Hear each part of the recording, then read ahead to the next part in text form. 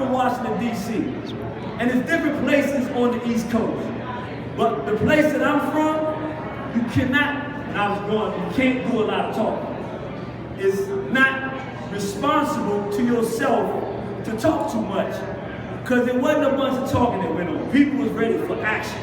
So if you was a brother particularly and you was doing this, you was getting hit in the mouth. So I'm not saying that I believe in violence, but I am saying our people are catching oppression all over the world. And I didn't like the way I grew up when I grew up that way, but now it's coming back to me.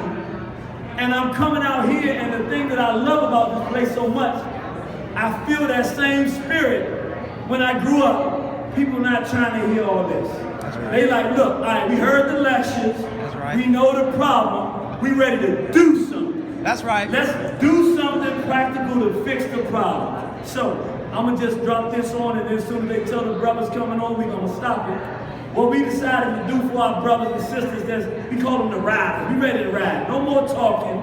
Our people in trouble. We need action. We created a movement called the Straight Black Pride Movement. And that movement, thank you for the clap. You got to clap for that. That's right. So I can tell you another one of my observations. If you're talking about where I'm from in D.C., we really need the straight part. Like, it feels comfortable out here, I'll be honest. It's not as gay out here as it is Miami. That's right. You cannot walk a block in the middle of a black neighborhood without open homosexuality, which means pedophilia is absolutely rampant, and nobody is doing anything to protect our children. And there almost are no standards for heterosexuality and homosexuality where I am. So the straight part of this movement says we believe a man's supposed to be with a woman. That's right. Not with a child. That's right. All right? Y'all heard that, right? Yes. Not with another guy. Not with no animals, you know. Sister's supposed to be with a man. Not with another sister. That's right. A black woman, as messed up as we are, sister, we can't do nothing without y'all. Right. We still the right choice. Right. We not as good a choice as we have been in the past, but all of us need some work. But stick with it. That's the straight part. A man not supposed to be looking at somebody's 12-year-old daughter. That's supposed to create a situation where there's no talking, but men's supposed to step in and fix that. And it's not happening in our community, so we said, we need a movement that says, when you step in this space, you in safe space. Because if you come around us switching, you have to go. That's right. If you're not a man, it's not a debate. When lions are around, hyenas can't walk in. It just don't work that way.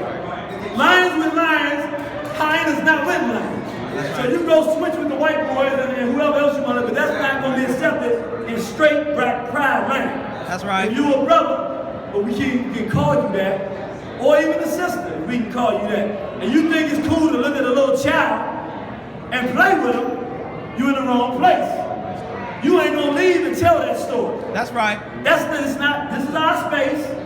Y'all got y'all opinions, but in Straight Black Pride, we said we need a place where it's not accepted to put your hands on children. That's right. I'm not talking about spanking them to get them right. I'm talking about we got people that think it's cool to use our children as sex toys. So, yeah, and they trying to make it law. White folks can have whatever law they want, but in our community, we gotta be the law when it comes to protecting our children. Black law. That's And right. there should not be no statute of limitation for dealing with people who put their hands on our children. That's right. Like this Afrika Bambaataa. Y'all heard about this guy? Yeah. We up in New York in the street trying to say this guy is raping. I went to England. This is my God's honest truth. And I'm talking to a sister. I didn't even know the sister. She came to me and told me we were talking about something random. Started talking about hip hop. She said, you know, when hip hop started, I was out here in England. Bambaataa was out here. He had no interest in me. He was always hanging with my brothers and stuff. She said, right now, as we speak, I know 50 brothers who are victims of him molesting. Many of them are going in and out of mental institutions. And we got fools running around talking about forgiving them and having them tell his story. Telling his story before he hit that dirt. That's right. Molest hundreds of black, he been to Brazil, been locked up for molesting black boys. These are our babies. And our children are looking at us and we celebrating somebody because of some music. What kind of music is going on in the hearts and minds of those children that's been destroyed? destroyed. And the women that come into those brothers' lives.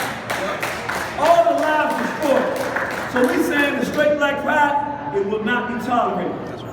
We not, another thing, second part is black. And we saying, all of this interracial dating, all you gotta do is read the book. Let me see. People, What book?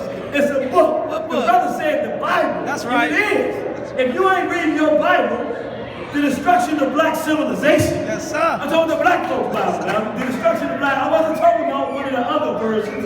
The Chancellor Williams version. That's right. Whatever chapter you turn to, that book gave us the answers. He said, how did African civilization fall? Two things. One, direct aggression, and two, interracial dating and messing around, fooling around. The lions messing around with the hyenas. The black man is supposed to be with the black woman. The black woman with the black man.